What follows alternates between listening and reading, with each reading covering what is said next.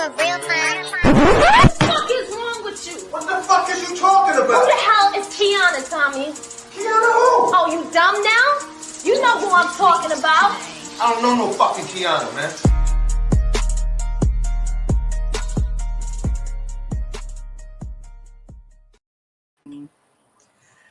Thank y'all for tuning in to another episode of Talk is Cheap with Kianna J. I am your host, Kianna J.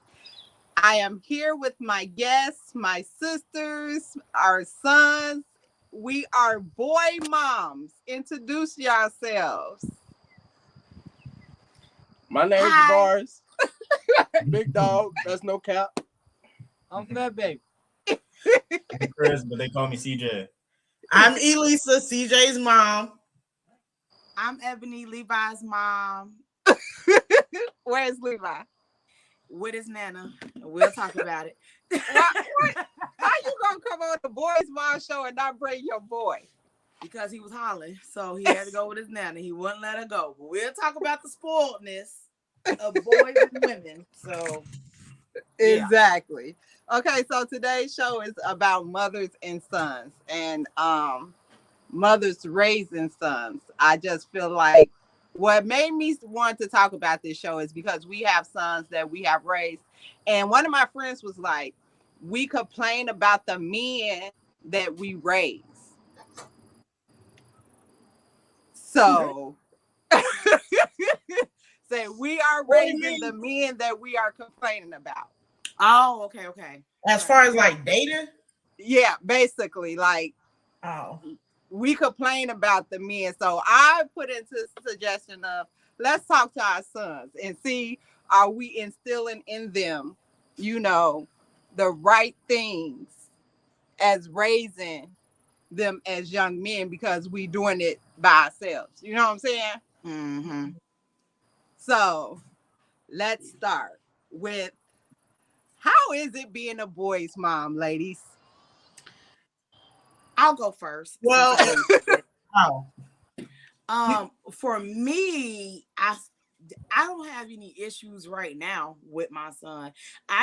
When I think about my raising my son as he get older, I'm in a protection thought about him. I don't think about like, I do think about like, I wonder how he's gonna be when he get to this age. I wonder how he's gonna be when he get to this age. I wonder how this gonna be. I do think about that, but for the most part, I am constantly thinking about at what age do I have to start protecting my son from society? Like that's a constant thing with me as he get older. Like, what about this situation? How am I gonna teach him this? How am I gonna teach him that? And I don't feel like that's necessarily crazy, but right now he's only 2.5. So I mean, he attached to my hip. So raising him, I spoil him, and he a baby. So well, you have kind of helped us with, raising ours. So I mean, I was the cool auntie, so I didn't see no wrong in him. I gave him all the same advice. All three of y'all didn't. I gave y'all all the same advice. You 18 now, you get in trouble, you can't call your mama. You can't call me. So that be my advice. Like, I love my nephews. I've been there, all the way, but I guess for me, like, I never upheld them in what they did because they got to learn, they got to grow, but I never worried about like something happening to them. I guess too, because like when we think of like the boys getting killed and stuff like that now, when they were babies, we didn't have that to worry about. Now they were growing up. Now that they're grown, we have to worry now. But like when they were toddlers, we didn't have to worry about that. It's now that's part of my fear, having to worry about for my child growing up. So, I mean, y'all turned out all right. Lisa? Yes. How you feel about being a boy's mom? How you feel about being a boy's mom? I mean, I feel all right. To be honest, I had them. I got to raise them. Like, that's what we saw. You have your kids, you got to raise your kids. I mean, it ain't necessarily like a feeling. It's more so like that's my responsibility, and I'm raising him to the best of my ability. I always say mama's babies, daddy's maybes. At the end of the day, we laid down and had them, so we got to raise them, you know. Yeah, so with CJ, I mean, if we gonna start over, taking it from like the beginning, you know, my situation was kind of different. When I got pregnant with CJ, I was living in Florida. His dad is in a whole nother state. He's not even in the same state. So, you know, when we split, I came back to Chicago. CJ dad was still an active part in his life from a very young age. When CJ was 9 months, CJ started going to Florida faithfully every summer with his dad. So I got lucky in at that aspect of, even though his dad and I weren't together, we're in separate states, his dad still stepped up to help me raise him. Now, hey, Kiki. Now you want to talk about, you know, from the beginning and on into where he's at now, 19. I had some issues with CJ as a hard-headed ass little boy from daycare to elementary to junior high school. I mean, it comes with the territory. But if there's no necessarily feeling a type of way, is, you know, that's my responsibility. I'm preparing him to be out into the adult world to where he's able to take care of himself. And, you know, he's out here living in this world, carrying himself in such a manner to where he's not like a threat to anyone else, or he's not out here causing issues or harm to anyone. He's doing what he has to do as a young adult, you know. So it like I said, it's my responsibility to get to him to where he needs to be as a young man, to my ability. You know, moms and dads raising boys is completely different, you know. So like I said, if we gonna get more into that as we get on, yes, there was a time where he did have to go live with his dad for a little bit because he was getting off track with me.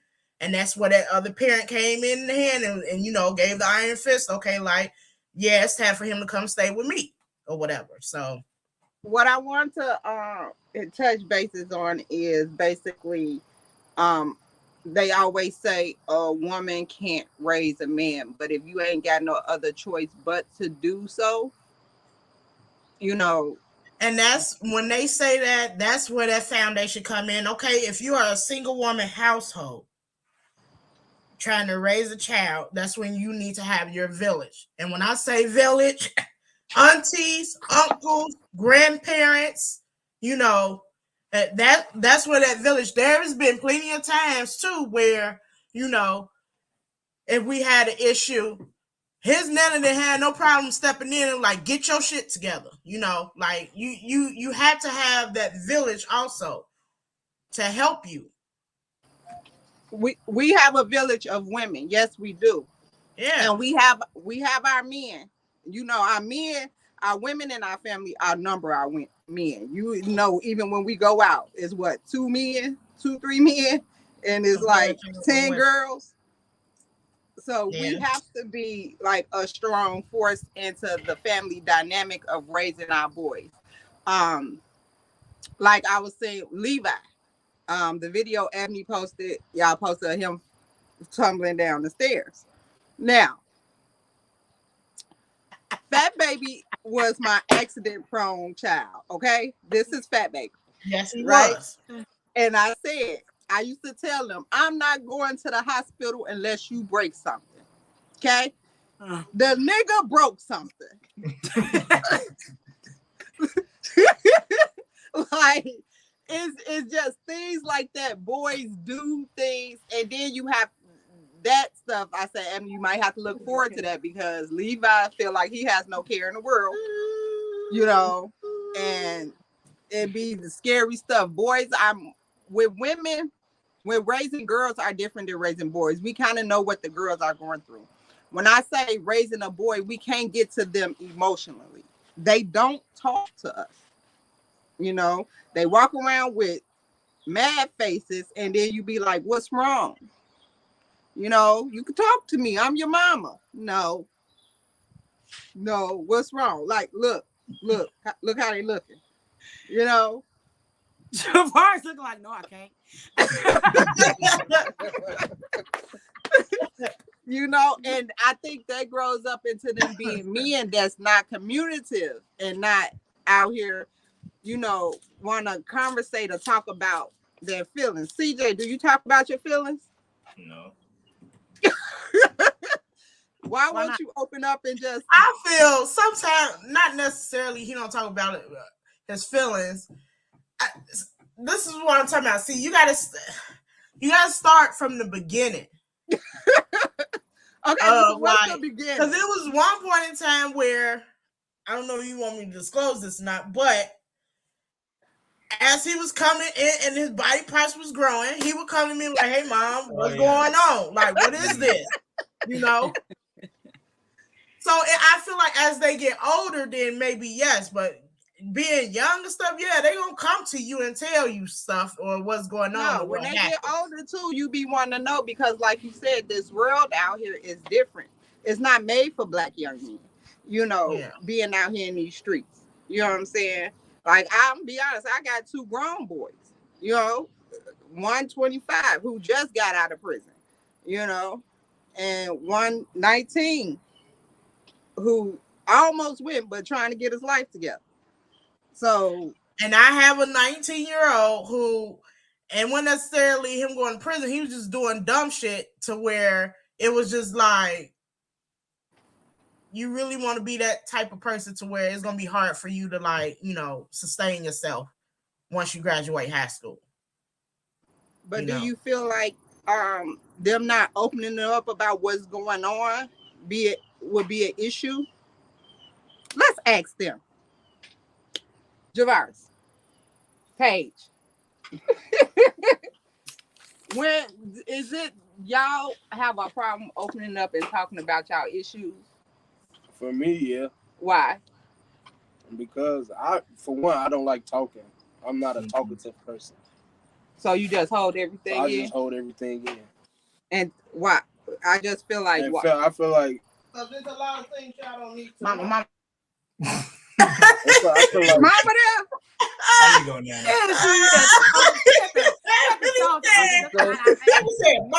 Mama. What she say? Now, you want to come and join, you can pull up a chair. Oh, Mama's a mom boy. She can come sit I next to you. raise boys. Right. Well, mama should be on there because she raised us to raise our boys. Right. So she's screaming from the background. We finna mute. Go ahead. Finish. Okay, finish what you were saying. No, it's just I'm not a talkative person, and it's hard for me to open up. That's what I had wrong in my relationship too, because I don't like talking. So that you feel like that's what went wrong in your relationship because you didn't want to talk about your issues? One thing, yeah. Okay, so I'm gonna call you you, baby. You almost called him what? Javaris. I don't got issues. You ain't got no issues. Yes, you do. I feel like they talk to each other, but not necessarily to us. That's like how we was growing up. We talk amongst our siblings and cousins, but not necessarily to our parents. Yeah, I just feel like, I had a talk with Javaris' girlfriend when he was with her. And she was like, Miss J, it's kind of weird for somebody to be calling me that, talking about my son. This is weird. When y'all get these girlfriends, let me know how weird this is. But she gets to saying like, Miss J, I love your son, but he's so hard-headed. He don't listen. He don't talk. He's stubborn. Everything he just won't do. Things that we usually say. Starting from the beginning, do you think we are raising? Hey, Kiki. We are raising the men that we are complaining about dating. Can I speak on this? Yeah. I know that from the men that I have dated, including the ones that I have procreated with, I will be raising my son differently than where I see where the error went in their ways upon talking to their mothers and what they uphold and what they don't think is an issue and what they don't think is a problem. I am going to be different with my son, so that no woman will have to come to me. And here's the thing: women are gonna complain regardless, because a man could be perfect and we're gonna find something wrong. So I'll be first to say that. However, I definitely don't want to ever have a female come to my home and complain about my son being disrespectful, hurting them in the type of way that they wouldn't want to see they mamas hurt, and definitely harming them in some type of way, to make them feel lesser than. So I know that I'm going to raise my son differently. I'm going to teach him about all the values in life, and I'm going to hold him accountable for what he do. I'm never going to make him think that what I really know is wrong. I'm never going to make him think that that's right. I'm sorry. You know your child. I'll do that with him. Because when she came to me, I said, I believe it. I know what I raised. I know my child.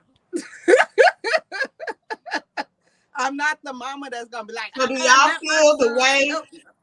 feel the way that, not necessarily you, and because we Valerie too, but Kianna, do you feel the way that how your kids act now, your sons, is a reflection of how you raised them? Sometimes, it's crazy, because when Javaris went to prison, I blame myself a lot. You know what I'm saying? And it was kind of like, what should I have done different? You do blame yourself for a lot of the things.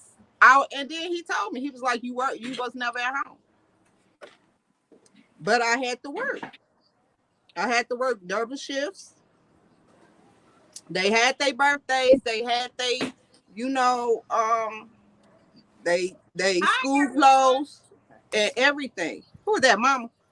She want to be on the show. Okay. You gotta turn your laptop. Hey, Nana.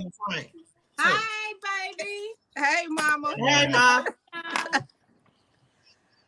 But yeah, I told them I had to work. I had to provide for y'all. I had to work all the time, to make sure that y'all had the things y'all need to have.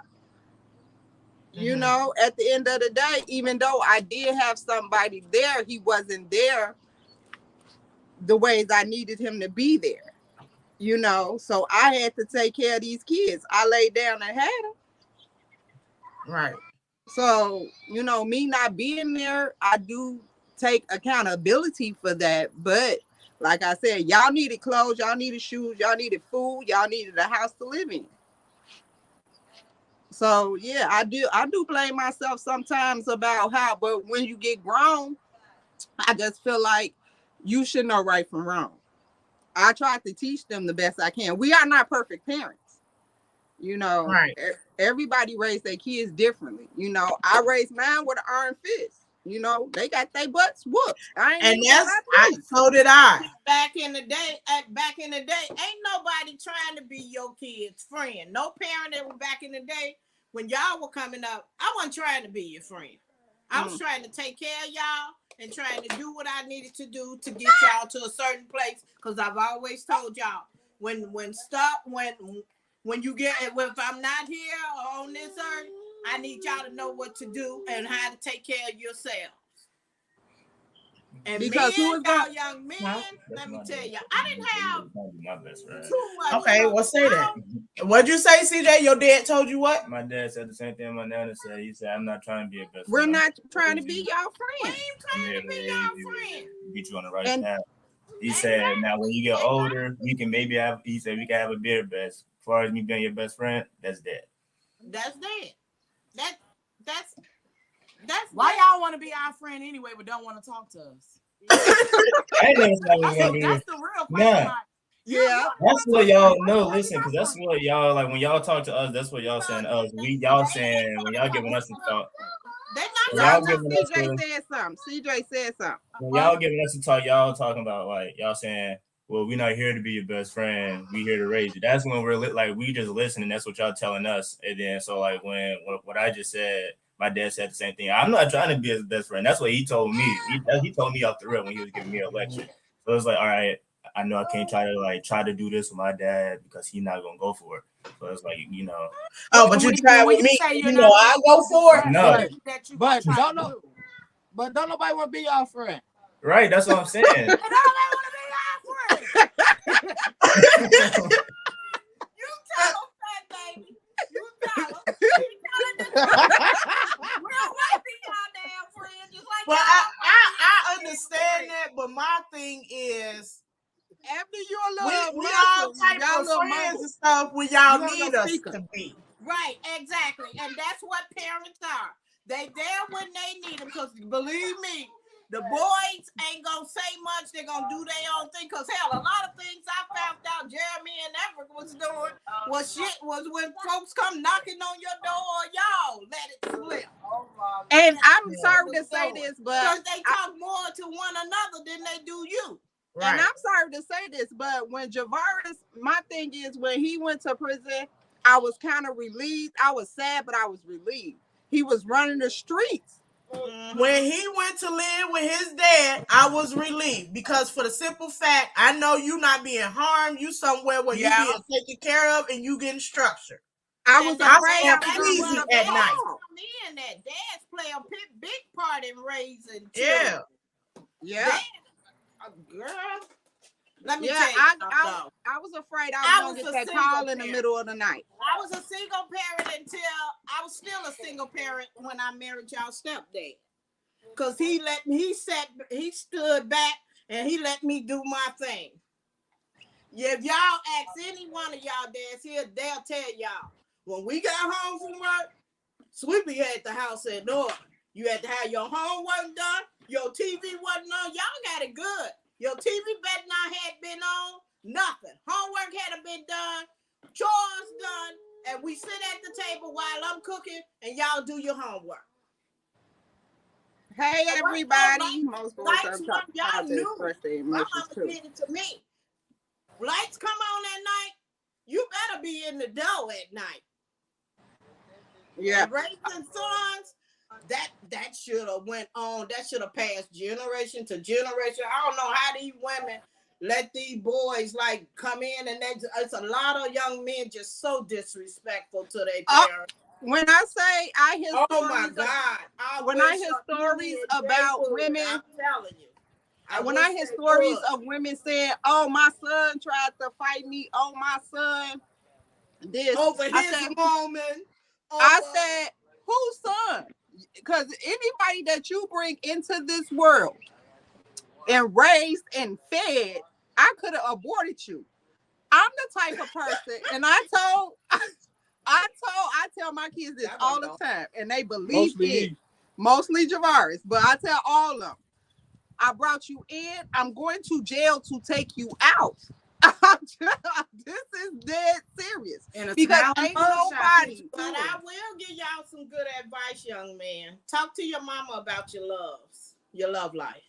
Yes. It really helps. He don't say nothing. They don't say nothing. Man. I don't know what young men something. It's a lot of young men. You don't think you would do it or whatever. So y'all are young men out here. Their hearts is so broken over these little funky girls. But y'all talk to y'all moms about your love life. If you don't talk to your mom, call her uncle or a brother or somebody. Talk to somebody about your love life. Don't keep your love life bundled up in you. Hi. Hey, Levi. But y'all talk to somebody about y'all love life. Yeah. Because these little girls, and I've always been the parent, though. I listen to both sides. If my son called me and my son on the phone for hours and hours and hours. But how long did it take for him to call you to talk to you about your love life? Was he talking to you about his love life when he was a teenager? No. My sons. It took him till he got grown. Now that they're grown, my sons talk to me to more that they're grown men now about their love lives. Right. And that I feel that's what's gonna happen with him, Mm-hmm. Like I said, I feel like right now I'm setting the foundation with CJ as once he starts living. I've never been one-sided. I've always listened to both sides of what happened. Yeah. So basically what I'm saying, because I had a comment in here. I don't have perfect men for sons. They have their flaws too. A lot of people, think they son and don't see the other side of the girl. Well, you a woman, Yeah. What I'm saying is, I just had a comment in the comments saying that it takes, it's hard for a man to open up. Because that be the problem in their relationships. And that's what I'm saying now. Like, we have raised or are raising the men that we complain about. As my sons got older, I started respecting their boundaries. That's what I started doing. I started stepping back and respecting their boundaries. I didn't go off the handle. I listened. You welcome. Used to be, Jeremy will tell you, like he tell, my mama used to be real mean. But no, as they got older and got, in early 20s or whatever, you have to start respecting them because they're young men and they're grown adults. So you have to start respecting their boundaries. I respect and all like their they boundaries. respect yours. I respect all their boundaries. I respect the fact, like, what person can't come to me and tell me about my son. I know about my child. I'm not gonna get involved. I'm gonna intervene there. I don't know. I'm different, I guess. I know. I feel when growing up, get involved in a relationship. Like, some mothers are involved in the relationship. No, like that's wrong. But you don't do that. That's one thing I give you. I don't get involved in I the relationship. Don't get involved in the relationship. I let them. I listen. My ear is here. Believe me, your ear is more important to them than you to go against their girlfriend and say, "Well, she wasn't shit." No way. That ain't what they came to you to hear. I didn't like her no way. That ain't what they came to hear. They came for you to listen, no matter what they said about her. They didn't come to listen to you like, fuck that bitch. I don't care. She ain't my child. She better quit fucking with you though. They ain't come to hear that.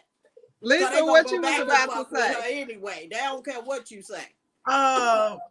As far as like what mama say, giving them what she say? Boundaries. Oh, the boundaries.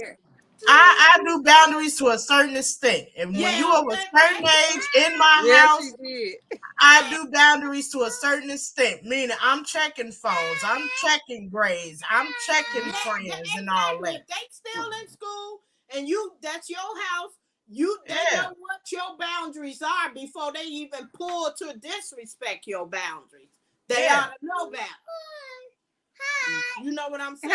But they have their own little boundaries too. Right. And as they get older, like prime example with CJ, now that he's older, he's out of high school. Before, when he was in high school, you had a curfew. Don't walk in this door past 11 o'clock.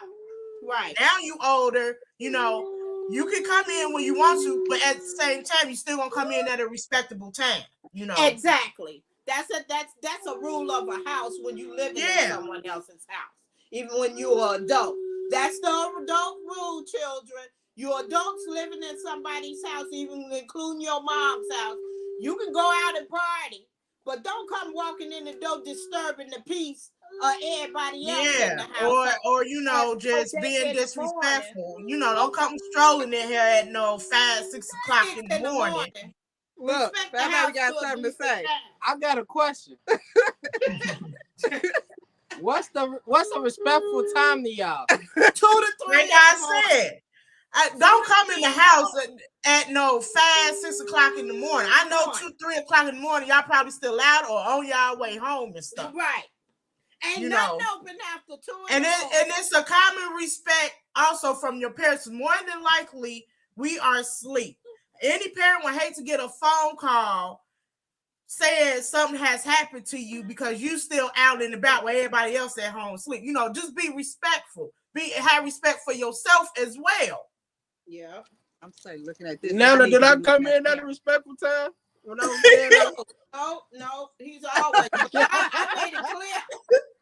I tell Bunny in a minute, don't play with me. I'm grown. Don't play with me. Don't have nobody. Yeah, it's like y'all older now. We understand y'all older. Y'all want y'all little space and this and that, and that's no problem. But at the same time, we are still a parent as y'all coming into y'all manhood. I just feel like we love y'all. Y'all feel like we trying to put restrictions on y'all living y'all life. No, we understand the world out here is not favorable to black men. You know, you get pulled over by the police driving my car, you know, might not make it home. And we are limiting that incident because why are you out at 3-4 o'clock in the morning driving? More higher chance to get pulled over by a police officer. Yeah. And disappear. A lot of young men disappear. And then you gotta understand, now y'all in the South. Y'all too, now y'all in the South. And Memphis dial y'all phones, now dial us as the police pulling y'all over. Y'all don't think to do that. Yeah. You gotta be careful. And then you got the violence. Violence is just everywhere. You can be at the wrong place in the wrong time. When I say I text Fat Baby, I'll be like, where you at? Who you with? I said I was with. Let me tell you something. Y'all think the streets of Chicago, y'all think the streets of Chicago ain't nothing to play with. Memphis streets ain't nothing to play with at all. Yeah, y'all do not need to be out and about just lollygagging early hours of the morning in Memphis, Tennessee. Yeah. How now you want to talk to the boys? That what that slavery and all that was. Why people moving south? Yeah, they still racist down here, big time. Now I want to talk to the boys. CJ, how do you feel like? I know you was raised partially by both of your parents, sometimes, but mostly living with your mom. How is it living in the house of women? Okay, cut it off. Of being around women all the time, because you gotta understand, all your aunties are around you most of the time. Family functions is mostly women. So how do that adjust into your life? I mean, when I was younger, I mean, being around y'all, obviously y'all family, so it's like I would just grow up. But like thinking about it now, it's like it's good to be around them because it's like they teach y'all taught me like how to be respectful towards other women and stuff.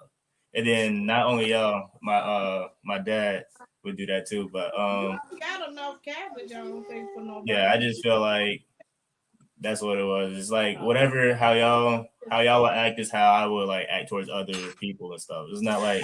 Do you think how we carry ourselves as women, that would be like the type of female you would want to deal with? Yes. You know what? What is that? No. I said yeah. No. Do you think No. how we No. that the way you would That baby said no. I don't want nobody like you. Okay, so what's the characteristics that y'all don't like that we have that y'all would not want in y'all? Ghetto. As in. Who ghetto? Ghetto. Who ghetto? All y'all. I never be out. Who ghetto? I don't want nobody like my mama. Auntie Lisa and ATM. Gerard said he don't want nobody like me, you, or Auntie Abby. What we do? I don't want nobody like y'all. Good that y'all like y'all just my crazy. mom. She What's been CJ raising. say? Wait, let's She been CJ talk. raising. She been raising me and my sister by herself, right? And we in a house now. I want a girl that could be able to, go get it herself, like do something by herself. Like if I wasn't there, you got to be able to step up. To maintain the household by yourself. I'm able to get back on my feet. They talking about because we ghetto. No, so what CJ saying, he like the characteristics of a go-getter and a woman. That's how Nana raised us. Nana raised us that at the end of the day to take care of ourselves and take care of She our didn't have children. no problem with doing that. She took care of her kids and her household. They said they wouldn't mind the girl that take care of the household. They don't have a problem with that. Like I took care of the kids in the household. But they basically said my attitude is crazy. Fat baby. You better watch the next time you call this side of the auntie. Let me just say that. You better redirect that. Because all of us are corporate 9 to 5. That side hustle's on the side, baby. Okay. Exactly. So, but aside from that, you know what? I really think the reason why y'all wouldn't date somebody like us because we're gonna hold y'all accountable in y'all bullshit. Yeah. Y'all don't want to meet a woman like us that's not gonna always play with y'all. I'm gonna tell y'all a prime example. I'm gonna tell y'all a prime example. I had an ex reach out the other day, and he told me these were his exact words. He said, "You know, when I was dating you, he said you stayed on my head." He said that he was like, "I can't find that in the female now." He said, "The way that you stayed on my head, even though we stayed into it, the way that you stayed on my head about stuff and me taking care of myself, wanting better for myself." He said, "You cannot find that in the female now." Those are characteristics and qualities that y'all will want to potentially have in a spouse. Someone that actually That's genuinely what care my about ex, y'all and want better she was for on my y'all. heels too about That's the certain type things. you want. Because you want your children to be with women or men That hold them that's gonna accountable. grow, that's gonna help them grow and prosper. Yes. Y'all don't want somebody y'all can run over. Pre-rinse 24 hours a day and let you go lay on your ass and they bring the chunk of change home and then they out and everything. Then when you look up, they cheating on you and all this shit. Yeah. No. And they come with other stuff. Yeah. Yeah. No. You want a woman that's gonna stay on you so y'all can prosper together. Like your mama. I stay on y'all. The thing about it is, Before like I y'all told switch the Lisa and them conversation. yesterday, I'm raising my sons again to understand, like, I'm not gonna be here forever. Exactly. Are y'all gonna be able to survive without me? Exactly. You know what I'm saying? Let me say this too. A woman that will sit back and let you be the worst person that you can be ain't the woman for you. A woman that will stand back and watch you go down a path that can lead you to jail or death and don't give a damn nothing about you becoming a better person, not for the sake of them, but for the sake of you as a man, is not the woman for you. You want somebody that breathes positivity into you, that thinks higher of you, that thinks that there's more for your life that you have to offer the universe for you. Any woman that's gonna let you sit up and be a negative impact on society is not the woman for you, and you should not go for that. A yes woman should never be the woman for you, because men are not always right. Simple as that, but and you gonna take advantage of her. Yeah. Yeah, and like they said, they want the woman that can hold down the household and take care of society, but they don't want the woman that's on top of their neck. They don't want that. We crazy then. We loony, right? I That's how she was though. And that's why you not with her. Because I broke up with her because I felt like she was on you. I wasn't opening up to her and talking to her, and she was trying to get me to open up and talk to her. And you ran away from it. I ran away from it. That's all. I ran away from it. It's about doing. She never wanted to cheat on me or none of that. He was faithful. So you feel some type of way now? I do. I let you her feel what type of way? What? About what? I can't hear. he said he feels some type of way about leaving up his girl because she was stayed on his neck and she wanted him to open up. I did not just say that. You have to be with somebody who is gonna push you for a better you. Yeah. However, also, in defense of these young men that we are raising, you have to make them feel comfortable enough to open up. If they don't feel that you are a perfectly safe space to open up to, they're not. Because how many times do we see it? Well, when we see a man crying or something like that, we all get his bitch ass up out of here. Look at his ass crying. He too soft. When really, at the end of the day, emotions are human. Yeah. Emotions are not tied to a gender. It's human to have emotions. You don't and I feel like sometimes. when I feel like sometimes men carry more emotions than women do, but there's no outlet for them. Right. Without being judged for having those emotions. So I'm gonna go through CJ's Tabling. Like I said, growing up, my village was the aunties, Nana, and granddad, and the uncle.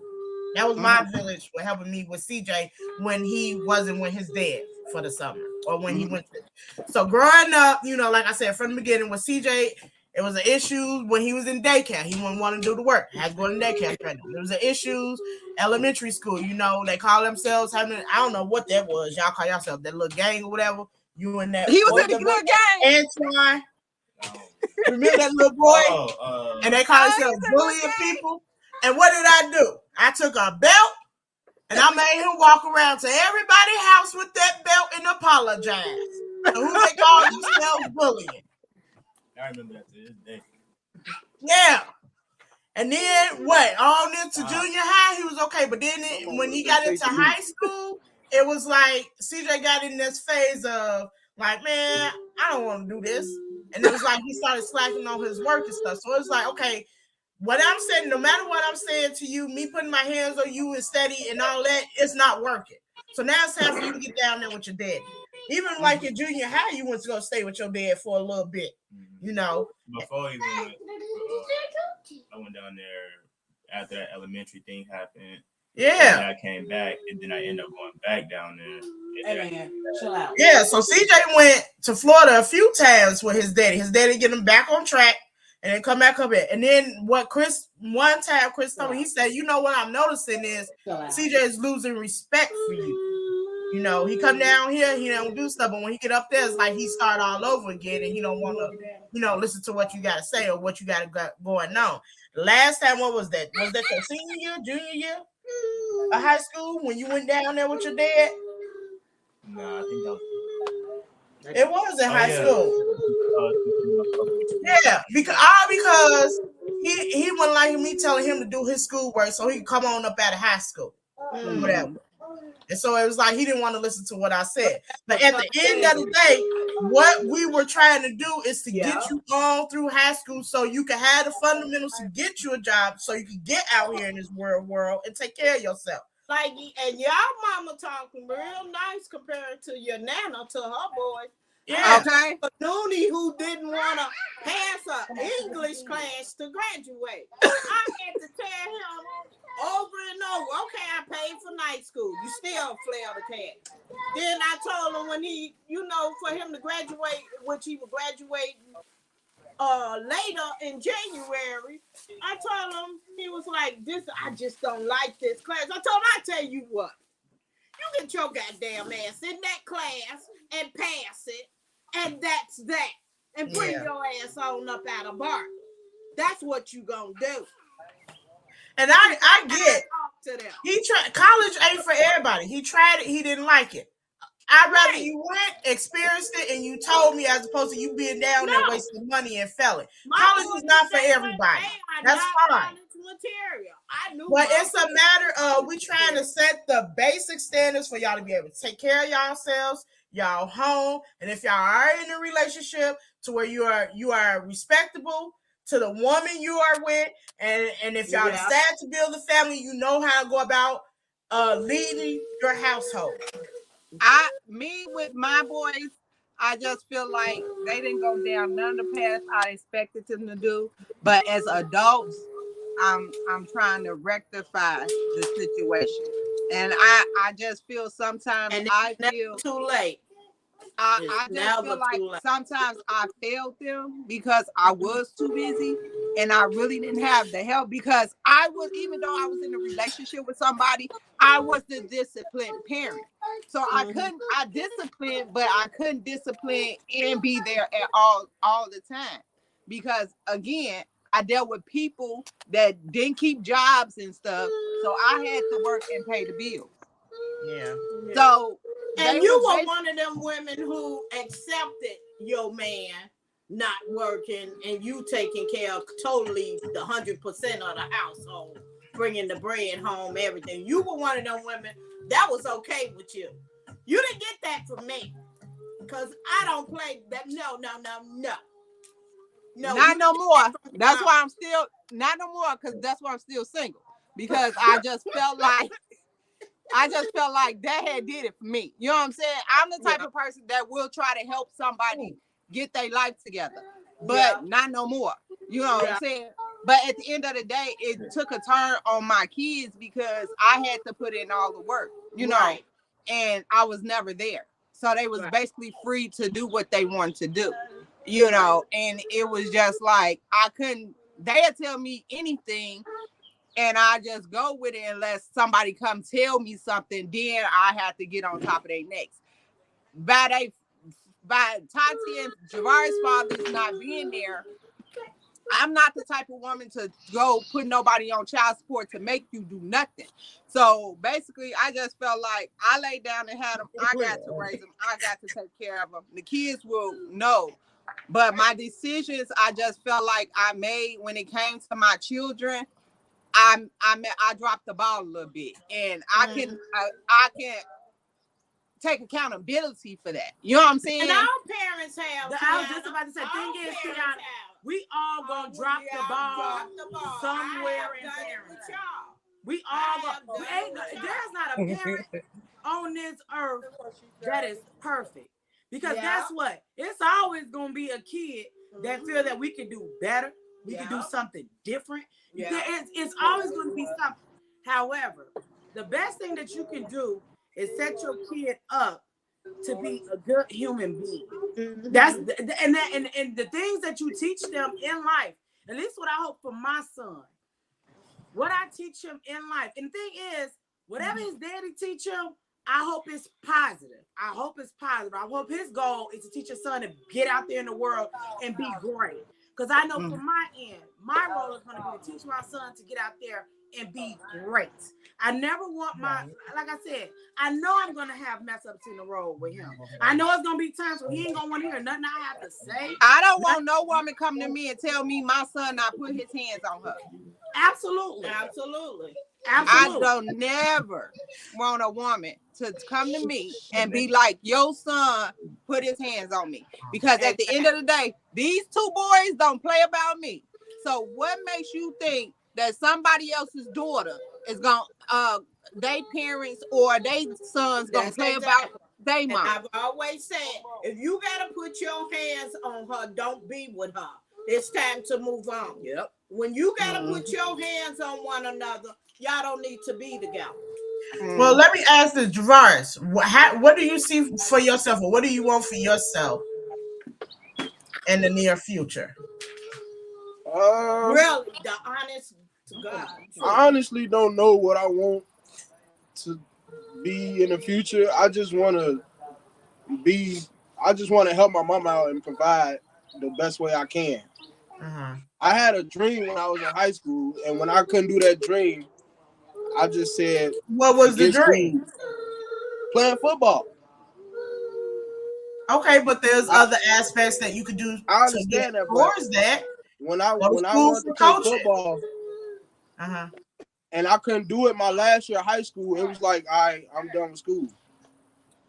So I ain't want to do nothing. Now I'm too late. I'm trying to find out now what do I want what interests you? What about you, Fat Baby? I don't see nothing that interests me right now. What about you, Fat Baby? I'm gonna be rich. I'm gonna be the richest person on this earth. Okay, and how is that going? How? Like what? I'm making the money. I don't know gonna be yet. rich. He gonna be the richest person on this earth. I got faith in you, Fat Baby. Your nana got CJ. faith. I just want to get somewhere to where I could be stable, but my goal was to go play football in college and stuff, but I didn't like college, especially where I was at, so that just like ended it. But, I want to give me a good job, a good career job that pays good, and that way I can still get what I want, all that. But I don't want to say I want to be rich like Fat Baby because,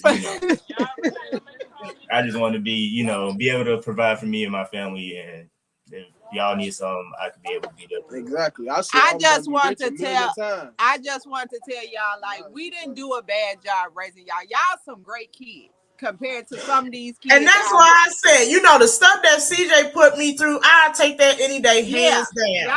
Y'all not disrespectful. Because the stuff that he was doing was like stupid kid any high school kid would do. Like not want to do his homework or, you know, wanting to hang out with the friends instead of focusing on what he was. I'll take that any day.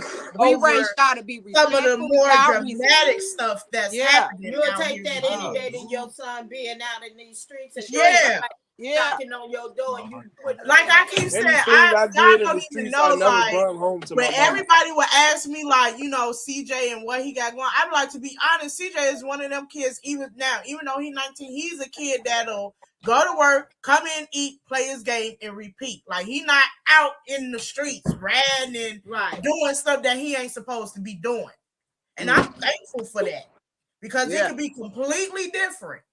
Yeah, because compared to some of these men out here, y'all not out here doing drive-bys, out here committing murder. Y'all not out here doing y'all ain't out here catching cases and being on house arrest and stuff.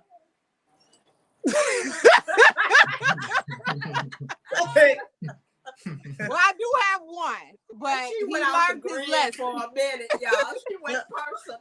He learned his lesson. I'm like, what? But y'all, I'm proud of that y'all are young men that's learning from y'all mistakes and y'all. I was just about to say that. Listening. I'm glad that y'all are regrouping. Yeah. And understanding that it's still more to life out there because there's too many young men that mess up and then their mentality gets sunken into that negative space of, man, I messed up. I ain't gonna never be shit. And so you continuously roll into, I'm gonna keep fucking up. And that's one thing we'll never tell you, that you will never be nothing. Right. I will never. Yeah, me as your mama, no matter what I go through, no matter how I look like I live, I not started over 50,000 times. Yeah. You know, my mind don't have, you know, and I don't sit in one place, y'all know that. But at the end of the day, don't never let nobody tell you you're not going to be nothing. Because you're going to always be something. My advice to y'all, and I've said this to CJ before he went out to college. I've said this to him just in general.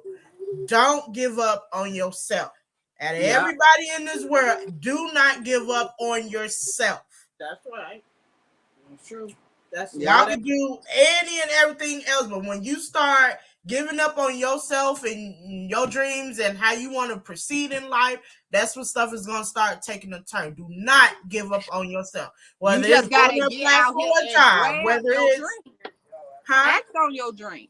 Act on what you want to do. Find out what I want to do. And then it's like y'all, whether y'all feel like y'all do or don't, y'all do have a support system. Yeah, we might talk shit along the way, but we gonna help y'all. We gonna help y'all. I'm definitely gonna talk shit. Look, when you ain't got nowhere else to go, where you come to? Your mama. Now you say you don't want no girl like me because I'm crazy, but you sure come back here. Yeah, my mama. Where else they gonna go? Exactly. They sure gonna come back here. No, you don't know. It's just a matter of you guys are young men now. We cannot save y'all like how we could when y'all were younger. You know, we can't, some lessons have to be taught from y'all own perspective. Like, we can't save y'all like how y'all was when y'all. Every reaction is what my dad would tell me every time I made or something bad. Every action has a reaction. Yeah. And y'all go through y'all stages, age 17, 16, 17. And y'all still got a long way to go. Y'all still young. Y'all still finna make some mistakes and fuck ups. And we finna be like, now, why the fuck would you do that? Or, you know. But like I said, y'all have y'all definitely have a support system to reach out. Y'all don't want to reach out to y'all mama. It's other aunties and uncles or whoever y'all can reach out to. It's grandparents y'all can reach out to. Hell, it's even friends. Some of y'all friends y'all can reach out to just to talk or whatever. Not your friends that be giving y'all bad advice. Right, but I'm just saying, use those outlets when you feel, you know, you need somebody to talk to or you can't come to like one of us. There are outlets. The saying "it takes a village" is very true. Very true. It is. It is. Especially And to it takes a raise village men. because the weight of it on being on one person can cause you to break. Yeah. It's not only just for raising Yeah. sons, but just raising your kids in general. And that's That what whole we try to saying get of, y'all like, to I can do understand. this Y'all by don't know. myself. Y'all have no idea how many times y'all could be in the house with us and we look like we okay, but baby, when it's at night and the cry, the tears and stuff that come out, the praying that come out over y'all have no idea. The nights that y'all Better say decide that. not to come Yes. home and we up all night worried. Yeah. Yeah. Oh my God. So it's like Baby. y'all I had a lot of and them. y'all head at the moment, y'all probably think, man, they too rough, they too tough, they don't care about me, this and that. Y'all don't even know how many prayers are over you before you even step foot out the door for the day. Yeah. Mm-hmm. So it's like, whenever y'all feel like don't nobody care about y'all, just think in the back of your head, well, you know what? My mama did say, some of them nights she do be in that crying, or some of them nights she did pray on me that I didn't know about. It's something we are always concerned about y'all. We always will love y'all. Even through the bad, we will love y'all. We ain't got no other choice. True. A mother's love is a love that's undeniable for their child. And y'all just don't understand. We love boys more than girls. Well, you know. What? What she say? What did she? She just said what I thought she said. So it ain't that we love the boys more than the kids. I think that's a perspective, because at the end of the day, like I said, the women, the girls, if God forbid, if something was to happen right now, the girls will know what to do as far as the next step. Right. The boys need that extra love and care and attention, because they don't. If something was to happen to me, okay, even though my boys is crazy about me and everything, my boys gonna look to y'all three. Yeah. Mm-hmm. And if something was to happen to me, Tati I just feel like, and that's Tati how I gonna feel. be able to Even make though I'm going through what I'm going through with Mimi, at the end of the day, I still know if something's to happen to me, even though CJ older, Mimi would know how to like kind of like, okay, let this and what the we gotta same with do. Tati. Girls are more how to take. So what y'all said is they smaller than us. That's No. exactly what y'all said. Not at all. They just the reality is men take a longer time to mature than women. Yep. We know how to That handle is the business. truth. Hence, this household I run. You know what I'm saying? Tati household she has. Auntie Lisa household she has. Nana household she has. Auntie Ebony household she has. These are ran by women. At the end of the day, men come stay with us. They don't. Not me. Not me. Not me. No. But at the end of the day, as women, we know how to take care of business. So if something happens to either one of us, Mimi would know what to do. Like CJ would have to be like, Mimi, can you help me do this? Can you help me? You know what I'm saying? Or something like this, because she probably would know how to do it. Or Mimi will not be more knowledgeable about something. You ask CJ be like, I don't know. Like, I'm gonna tell you, I don't know when to quit. Yeah. Right. I don't know. Right. My boys ain't got no life skills. Yeah. Right. And that's the issue I'm running in with him now. Like my issue with CJ now is I did that myself. My issue with him now is like simple stuff.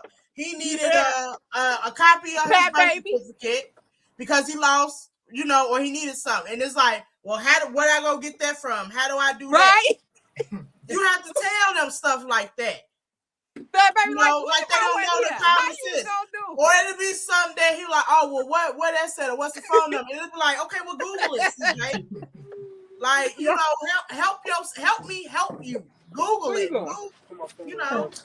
So girls mature way faster. But like I said, it's not that we don't love y'all. It's, we pray over y'all all the time. We want what's best for y'all. So in them moments where y'all feel we are just like aggy and irritating and all that, it's a madness behind it. It really Yeah. is. And I think they know we love them. I think, my boys, they always with their mom, especially Fat Baby. He always with me. So at the end, they know we love them. If we didn't love them, they wouldn't want to be around us all the time. They show that they love us back. And by then the way y'all gotta understand, like, our family is family oriented. Yeah. You know, we always been the other side of the family is family oriented when it comes to like your aunties, uncles, and cousins. Y'all grew up around each other. Yeah. You know? So it's like we all have that support system. Yeah. We always try to keep y'all close because if y'all ain't got nobody else, y'all should have each other. Right. And eventually we won't be here and it'll be just y'all. Yeah. With y'all kids. And I guarantee what's gonna happen is y'all gonna have them sit down family gatherings and sit down moments like, yeah, I remember when mama did this or that. Boy, we couldn't get away with that growing up, this, that, and the third. Y'all gonna have we literally have conversations like that now about what kids are able to get away with now versus what we were, you know, able back to then. get away with. Now it's different because the society has made everything a gender specific type of thing. But like, get us in a room together with the males and the females. We're talking as one, as a unit of what we couldn't collectively get away with as youngers. So I mean, like I said, everything that we do, we never. Like I said, when I raised Levi, I pray that Levi never takes what I say to him and let it come in one end and go out the other. I hope that something resonates with him, no matter what. And that's the truth too. Something's going. Majority of stuff we say, but something sticks, or they'll revert back to when they need. Hold on, CJ. I know you gotta go. Yeah. He gotta go to work. Yeah, he gotta go to work. Love you, nephew. All right, so yeah, love you too. Be careful. All right, CJ. All right. What time you got to be at work? 6:30. Sounding like you on Sports Center. But he worked the job 15, 20 minutes away. Well, we just got to keep encouraging. Like I was telling Lisa and Ebony last night, it's different stages of raising your kids. Now I'm in the stage of raising them to. Memphis? It's like 70 something. For real? Yeah. It was I'm out in shorts. It was 72. It's 72 out here in Plainfield. For real? Yeah. It's 59. Cold out there, ain't it? It's 64 here. It's gonna get chilly once it get dark. It get cold at night. Oh, okay. So, but yeah, like I was saying, I'm raising right now. My boys at the stage where I have to teach them. Okay, you have to work to live. You know, you have to make some money to get out here in this world because, like I said again, God ain't gonna keep me here forever. So, are you able to live without me? You know. You should be able to. And I'm at that stage. You have different stages of raising your children. And at the end of the day, we all grown. We not been at mama house a few times. Yeah. I'm at that stage where I have a young adult and I have a teen who's trying to come into adulthood too quick. Mm-hmm. That's the stage I'm at. But you know what? And that stage is putting me through the ringer. I'm not even gonna lie. That stage, I've been there with all my kids. It's gonna pass. It's gonna pass. Yeah, I know it is, and that's why I sleep comfortable at night. Yep, it's gonna pass. I'm at the stage where I got a 12-year-old daughter who I be having to tell like, try Jesus, not me, and a 2-year-old that runs try me Jesus. Don't try me. Exactly. I want to be able to.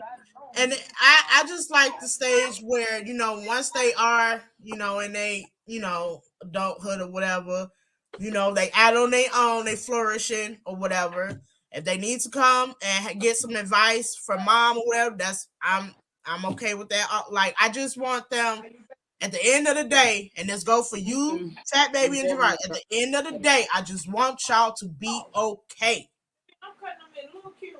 You know. Yeah, y'all may not sense it or feel it, but Javaris, with your situation, when I tell you I cried like a baby, because you was my baby, like my nephew, She did. my She baby. boo-hooed. I boo-hooed with your situation. And then it was just like I felt like, what did I do? Even though Kianna, you said, what did you do? You was mine. I felt like, well, what shit? What did I didn't do? You know, It's crazy. I was in there a little bit more. Javaris was the first grandchild, the first nephew, the first everything, you know, so everybody gravitated to him.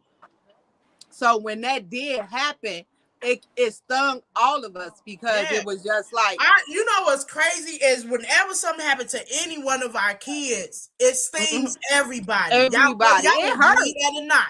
It stings like all of us in a different way. And everybody want to have you know how like the saying go, like when mama and I was younger, like the neighborhood can whoop y'all ass when you do something wrong. When y'all be doing stuff, it's like and when you get done with them, bring them to me because I'm gonna tear their ass up too. That's the village, because everybody feel like, you know, if you felt like you couldn't go to this person for something, you knew you could have came and asked me. If you couldn't ask them, you knew you could have came and ask them. But the fact that you chose to go off in that path, and fuck up, it's like you have to answer to all of us now. But it's really come from a place of concern and a place of now, like, y'all already got 2 strikes against y'all out here in society. You're black and you're a guy, you're a male. You know what I'm saying? So the 3rd strike is already there every single time you're about to do something that you ain't supposed to do. You know, so to hear when y'all mess up, it is life. It's gonna happen. To hear when y'all mess up, it just be like, come on now. Which take me back to what Lisa said, like, we be really hurt, like the tears. To maintain the household, even though y'all said I wasn't there to maintain the household, y'all don't even know how many times I cried to see how I'm gonna get the money to pay the rent, how I'm gonna get the money to make sure y'all had a good birthday. Y'all didn't feel the effects of that behind the scenes. For my situation though, I don't blame any of my family for what I did. I blame myself for what I did, because and we're not saying that you do, Javaris. We just feel like what could we done have differently? I know at the time, let me talk. At the time, I felt like I wasn't doing enough to make my mama happy. I didn't graduate high school or none of that. You feel me? So I got money hungry and I did what I did. But I did it the wrong way instead of the right way. So I don't blame nobody. It's good you realize that. And by you, see, Javon, I can guarantee you probably never said that out loud to anybody, have you? Nope. That's accountability. That's how it's supposed to be. I was on the phone with my dad the other day, and he was, well, not the other day, but we was talking, and I was telling him my wrongs, and he was like, you know, son, it take a real man to right their wrongs or tell you what their wrongs is, because that's the only way you can really correct them and move forward and stuff. So it was like, that's good, Javaris. Not a lot of men can do that. Yeah. Right their wrongs. Yeah. And that's all you have to do is take accountability, you know, and we're not saying and we understand it's gonna take some time. You see how long it took you to say that, you know. Sometimes people make you might not say it outright. People make mistakes, and one thing about your family, we gonna forgive you. We not gonna outcast you. We gonna forgive you, and we gonna move on and help you, right, with whatever you need help with. But you also got to make the effort too. You know what I'm saying? To get out here, I can only do so much, and that's for both of y'all. You know what I'm saying? I love y'all to death. Y'all, I brought y'all into this world. So if you don't succeed, it becomes like something on me. I just want you to understand that I'm behind you in whatever you decide to do, long as it's not illegal. If you need help doing something, you know I got you. That's just what one person you can run to is who? Your mama. And at the end of, and anybody else, your aunties, they always, you know what I'm saying? When I couldn't give you stuff, what you call them? They didn't. They told me you call them. You didn't tell me. Well, I call Auntie Lisa, Auntie Abby. You didn't say that. They told me you called them, and they helped you. At the end of the day, we are family. We always been a close family. We always, y'all are still our babies, from CJ, Mariah, you, Fat Baby, Tati, Malia, Levi, Levi, EJ. EJ, all y'all are children. We love y'all. Don't never think that y'all can't come to us about nothing. Nothing. Malia called me all the time. TT, you know, I send her a little $5. See, I don't even be knowing none of that, but I don't be caring. Like, look, last one, get up out of me. Mariah, TT, can you add me to your stuff? Yes.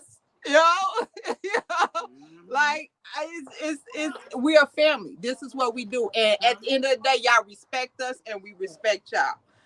Well, it's never to a point where we disrespect y'all. You know what I'm saying? To a point of where we don't love y'all. Now, compared to some of y'all friends and family, they families out And there. that's y'all gotta be mindful of that as well. A lot of friends be jealous of the fact that you have individuals that care about you and want to see good for you.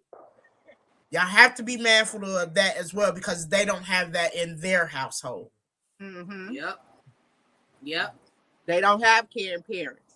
They don't have people watch you crumble to be like, see, I told you. Mm-hmm. Yep. But I just, Fat Baby, you had something to say? Because you just sitting there quiet looking. You have? No, I'm trying to. What did he say? He said, no, I'm trying to.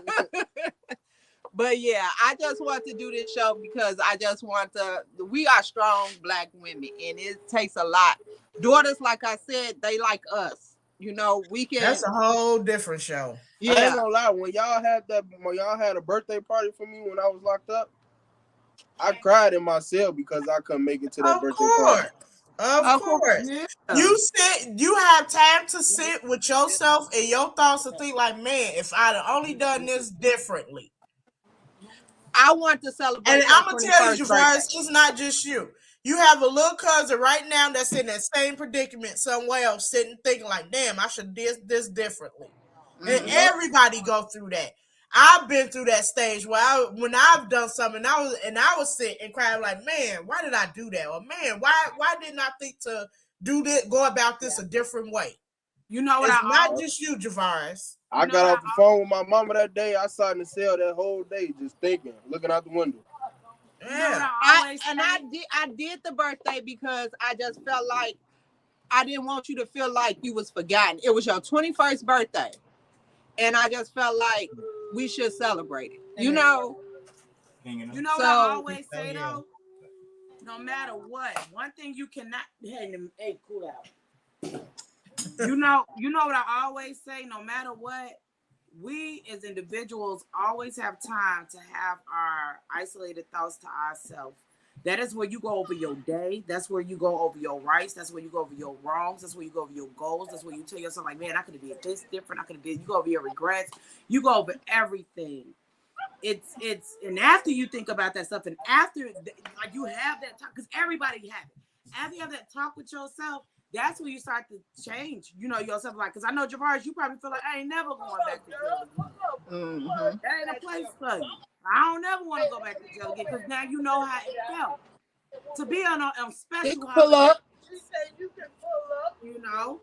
So y'all having a whole conversation. Like, this ain't gonna be a real. You can admit your wrongs. You can tell who is that, Kianna?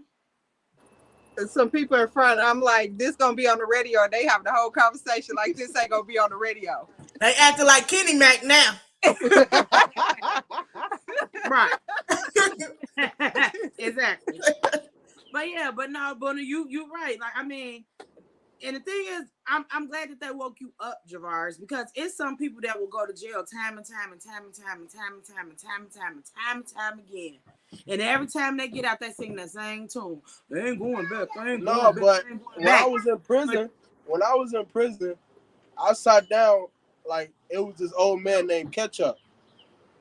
And he got natural life. Like, he ain't never seen a day out of jail. And I would wake up every day and I would go hit the yard with him and walk the track. And he'll be chopping it up with me like, you got a second chance in life. You feel me? Stay out that type stuff. Yeah. We'll talk about that every morning. Every morning we'll go out there and walk the track. And in a way, that's him righting his wrongs by talking to somebody who he see can have a second chance at life. And if nothing else, provide some type of advice to make sure that he don't never see you again. Right. You know, so because you got a cousin that stay going back and forth to jail. Like he like that shit. Yeah. I don't think he like it. I don't think he like. I just don't think keep going back. He might like it. He believes he don't feel like it's nothing. You know who, Lisa? Baba. Oh, you see, I said Baba. Okay. You know. Yeah. But for real though, like you have to come out. You have to make that change. It's good, Javaris. You have not gotten in trouble since you've been home. I'm proud of you for that. It's BLB 2 years in January. I'm gonna tell you this, Javaris. You moving at a snail's pace, and that's all right. But let's put a little bit more pepper in our step to get us to where we need to be. To take care of ourselves. I ain't gonna sugarcoat nothing for you. I ain't gonna tell it to you raw. I know I'm moving slow. You is moving a little bit slow, but it's all right. It's understandable given the circumstances. But now that you out, let's put a little pepper in our step to figure out what it is we need to do to sustain ourselves, and eventually get your own place, and then I'm gonna tell you right now. This is my advice to both of y'all, and y'all probably ain't gonna listen to me, but I don't give a shit. Right now, my focus won't be on whining and dadding the female. My focus will be on stacking my motherfucking money, and getting my shit together. And then, okay, young lady, would you like to go out or whatever? Because these little wenches now. Lisa, for some reason, my boys feel like they don't have to dine a woman. Hold up. I'm not spending money on nobody. You a lie. I just seen the other day you was talking about who wanted a drink. You a lie. I bet you'll spend some money on somebody. Just because you drinking and smoking with a person doesn't mean you spending money on them. Let me tell you, y'all need. But like buy them stuff. Did y'all just hear what y'all saying? Exactly. That lets me know what type of females y'all checking for. If y'all don't spend just because you drinking and smoking, you don't spend no money on it.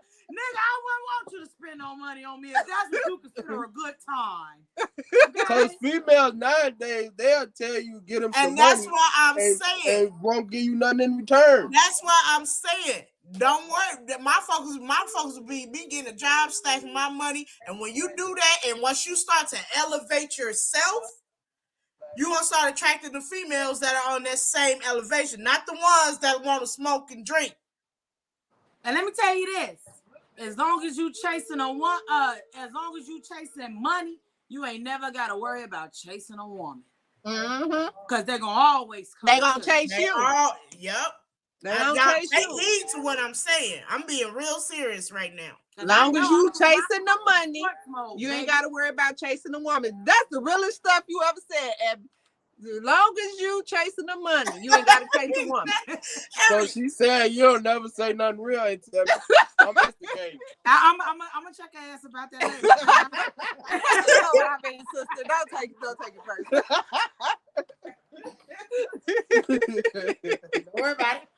But no, that's the truth though, because look at what y'all just said before that. Y'all just said, man, just because you smoking stuff with a woman, that don't mean you got to spend no money on it, blah, blah, blah, blah. Y'all meeting the wrong type of women that's sitting out there with their hands out. But if you get into a bag, that's more attractive than anything. Because a woman going to look at you like, man, he ain't even worried about me. That man worried about stacking his bread. Man, that's sexy. That's attractive. I want to get to know him. They going to put a little pep in their step for you to get to you. But if you're sitting around and you waiting for a woman just on this hole, you going to smoke, you going to drink, da-da-da. I ain't spending no money on you. I ain't spending no money on you. That's a merry-go-round y'all ain't going to never be able to get off of. Somebody got to be different. Somebody got to be different. As a man, be that different one. As a man, go get to your bag. Women can wait. I don't understand how broke men can be interested in anything anyway. Like, that wouldn't even be. Look, I'm not trying to be. I'm just saying, like, that would be the last thing on my mind. Even for me as a woman, when I'm going through stuff, like when my business is slowing down, or when I feel like I don't have like the money that I need, fuck a nigga. Like, don't say nothing to me. I don't want to talk to you right now. Because unless you're about to bless my bank account, leave me alone. Yeah. Leave me alone.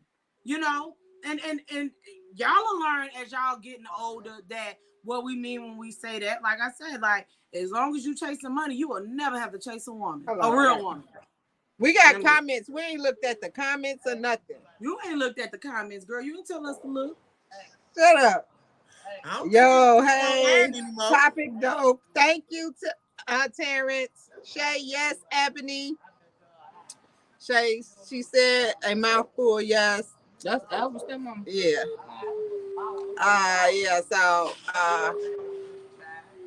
Yeah, so go ahead back to everybody. You know what? Y'all do great jobs as mothers. We do great jobs as mothers. I'm trying the best of my ability, but I ain't even gonna lie. I'm getting wrapped like a motherfucker right now. I'm not giving up the fight. I'm still in the ring. I'm still in the ring. I'm your big sister. I've been through it. Look, I'm still in the ring. God damn it! It's a rocky situation. These boys can take. Tell her.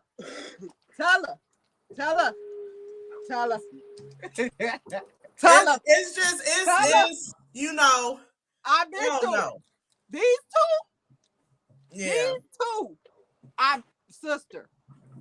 Yeah. Let me tell you. I've been through it. You gonna come through it. I'm telling you, gonna come through it. I mean, I know I am. It's just I wish it was different. Man, AT Ebony, you got light skin. So Move. they real cocky.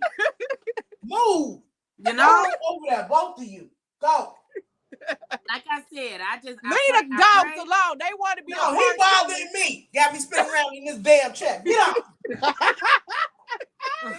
Go. Go. I ain't nobody. Lisa, they want to be on the show too. Sure.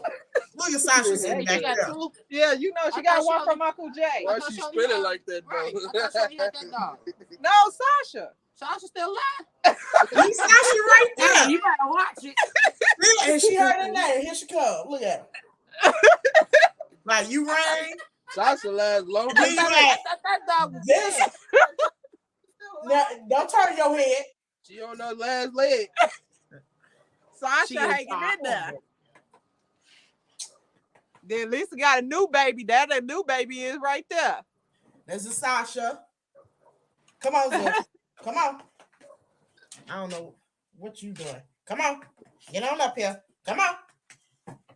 Zeus big. Come on. Can he fit up there? No, he can't. Come on.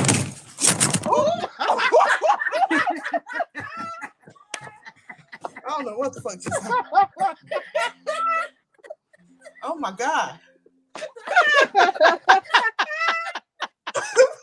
fuck? We're gonna invite him back on the camera. He knocked the whole screen down. But yeah, Lisa, don't even think, you know, you going through what I've been through already. So I've been through it. When we talked last night, I'm telling you as your big sister, I've been through it with these boys. They'll tell you. Yeah. I had the one. That's why I say you need to have a whole separate show for the girls. Cause don't say they. It was me most of the time. No, you. I had the 1-2 your ass, and I had my cousin. When I had the one. Look, that baby, I had to whoop him and his cousin, and the boy go tell Tiny. She put her hands on me. Sure did, cause you was involved in the crime. Like everybody getting punched. Everybody. Yeah. You in my house. Right. And you involved in the crime, talking about he gonna lie. He gonna lie. So yeah. And the crazy part about it is my daddy was there. And my daddy was in the room. He never came out. He was like, he was sitting, he said, Kianna in there jumping on the baby. He's like, I want to go help the baby, but that's her son, so I'm gonna just leave it alone. I'm gonna tell So you, he when just them stayed in parents, the room. one thing you don't interfere with is a parent disciplining their child. Yeah, he stayed in the room. But when he came out, he's like, baby, you okay? I was like, yeah, I'm fine. He was like, where the grandbaby go? I said, he gone. So, And these then kids Jamari's around these days, like this generation, oh man. I swear, and then- it's like you wish you could kill them and bring them back and like, see, quit doing that dumb shit. Like, that's exactly how I be feeling. Like I be wanting to kill them and leave them dead for about a good 5-10 minutes, and then bring them back and be like, see, I'm not playing with you. You like that on TikTok, that like, TikTok see, thing. you That back? TikTok thing where that girl go to cursing, little girl or somebody go to cursing at their parent, and then a few minutes later they say, see, you woke, you all right? Right? You woke up, you wake up. Yeah. Pull that shit no more. That's But why see- I'm mad with it, boy. But see, this generation is different because, like, when Lisa was saying what she was going through, we was like, we would never with our mama. Like, we read like, nah, we wasn't on that. You know, like with our mama. Yeah, like, you know, we did stuff, I'm sure, that pissed mama off. Yeah. Or whatever, but we would never like raise our hands to her, to fight her. Yeah. Now these two knew better. Cause no matter how much I put my Look, let me tell you, the last time CJ went to live with his dad, I had his ass hitting up real good in this room over here that he called his daddy crying. Like, I don't play that. And then this last one, she called herself trying to do it. I said, okay, let's go. And I flipped that ass so quick she didn't know what hit her. But see, Tati is the type of person, she'll tell you in a minute. One thing, I'm not scared of nobody in this world but my mama. I never had that problem with her. These boys, they will never disrespect me or raise their hand to me. Now, no matter how much I punch them or whatever, because they know if they ever. And then I feel too I like will be wearing a black dress. age. I feel like they passed that age. You know, that I still have a child that's at the age where they want to test you. I feel like Fat Baby CJ and Javarius, they passed that age to try to test somebody. Hi, Malia. Hey, Malia. Hey, oh my God, why she got sunglasses? Yeah, she's at the age where she's going to test you. Yeah, like they try. I feel like the boys are past the age because they past the age. They understand. Feel like I didn't know Mimi. We're not gonna talk about that right now because simple fact is that's a whole nother show. Yeah, we'll talk with the girls later. Oh, okay. Because I was gonna say the boys are what we trying to put. Let's just say this: y'all have been putting us through the ringer, through the motherfucking ring, but we've been boxing right on back with y'all. Because we came from the knuck if you buck era. If you buck right, right. Y'all got parents that will go back toe to toe with y'all. We ain't none of them parents that's gonna sit back and let y'all do what y'all want to do. You know what they say about you want to fight? Girls, Let's go.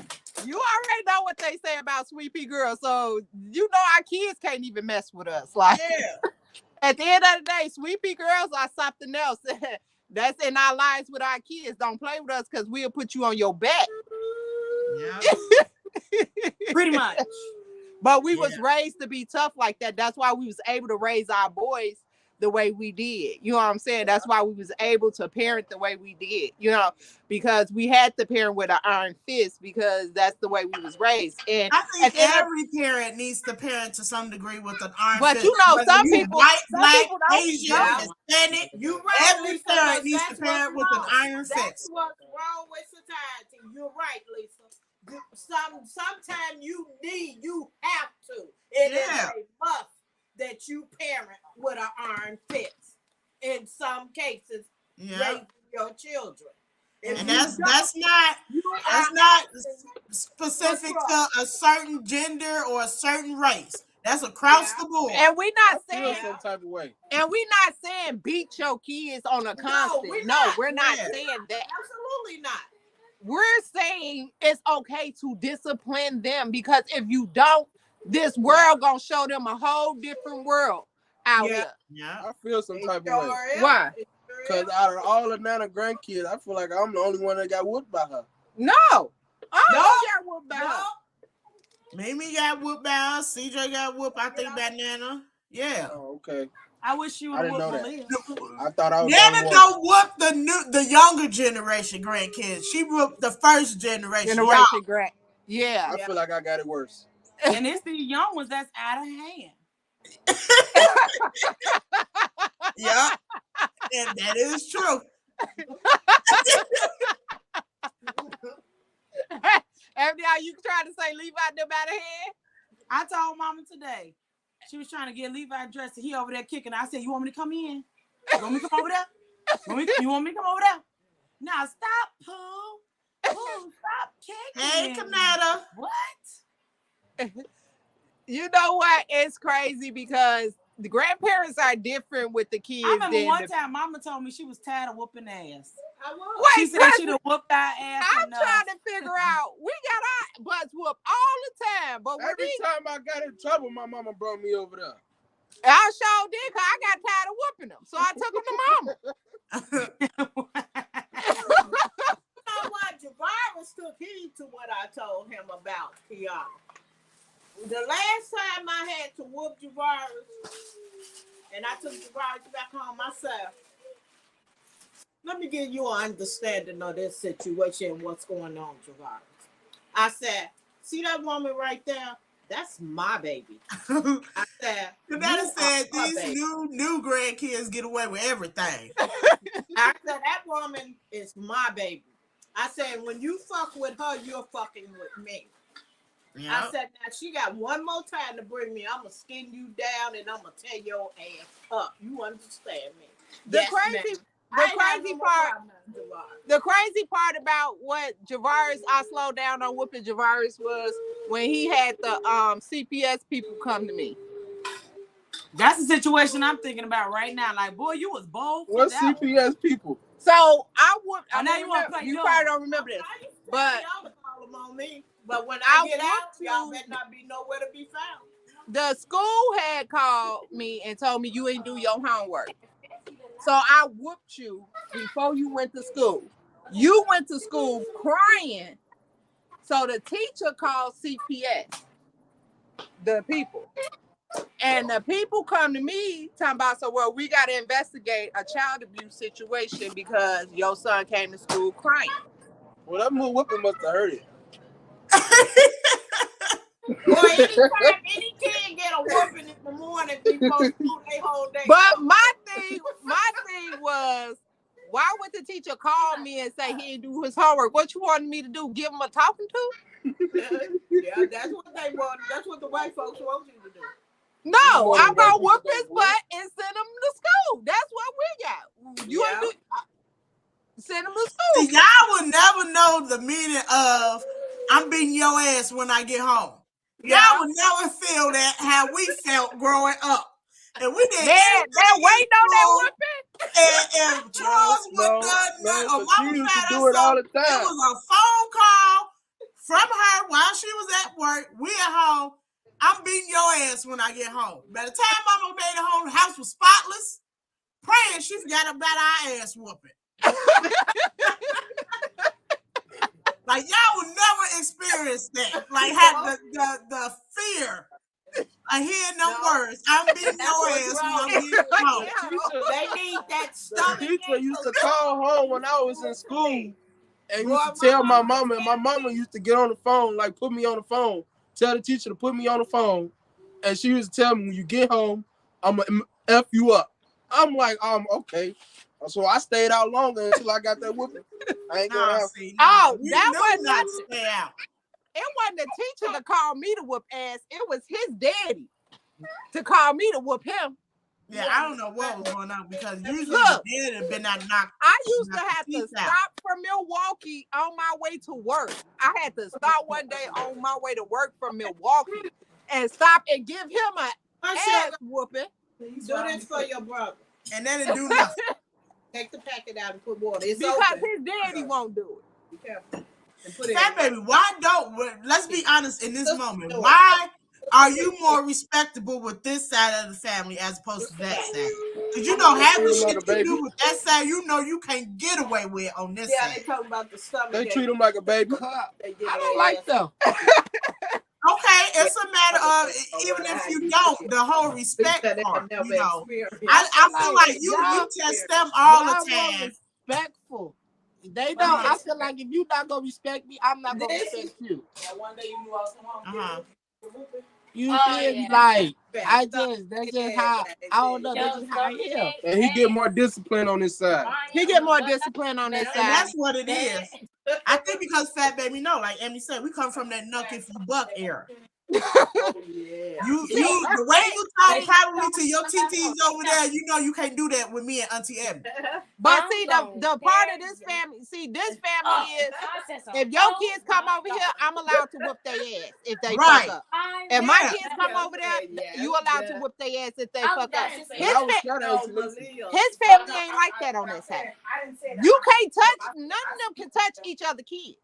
And you know what that means. And you know what that means? None of them can touch each other kids. They be ready to fight each other if somebody touch their kids. Auntie Lisa yell at you, you get scared. She got a deep voice when she gets so at the end of the day, it rings loud. I be knowing my neighbors be hearing me. But at the end of the day, we all discipline our kids. Everybody. That's why all our kids respect us. Y'all got to mute Ebony. We had that whole conversation. Right. Ebony. She putting mushroom sauce on the chicken. No, but we had they Malia. Conversation. Yeah, y'all got to mute it. Oh, okay.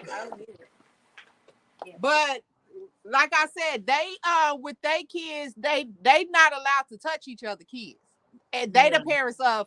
And that comes from that whole. They don't have a village over there. Right. Because growing up, when if Mimi and them did something while they was at your house, I would say, tear their ass up. Tear their ass up. And that's why I always tell people, I only deal with my nieces and nephews.